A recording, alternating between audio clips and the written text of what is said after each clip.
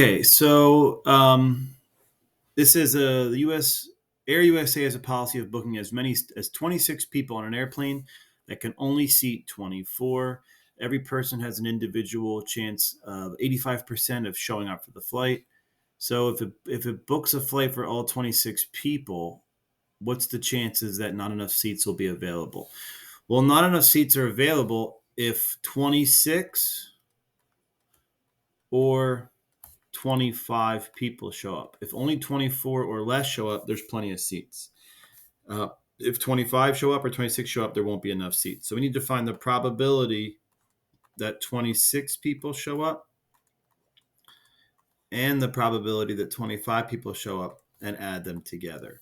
So since each person showing up is independent of each other person showing up, or we'll just assume that's the case. I know there could be families and all of them showing up, together is more likely, but we'll just say every person showing up is independent. So it follows the binomial.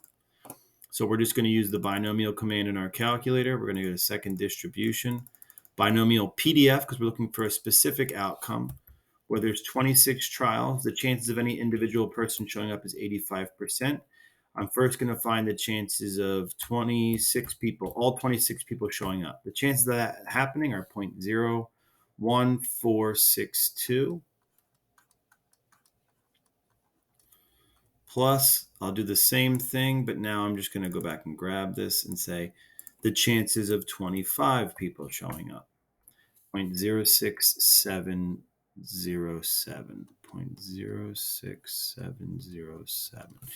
And then to get the probability of 25 or 26 people showing up, you're just going to take these two probabilities and add them together, and I get 0.08. What does it want? Doesn't tell us how many decimals, so we'll just say 0.08169.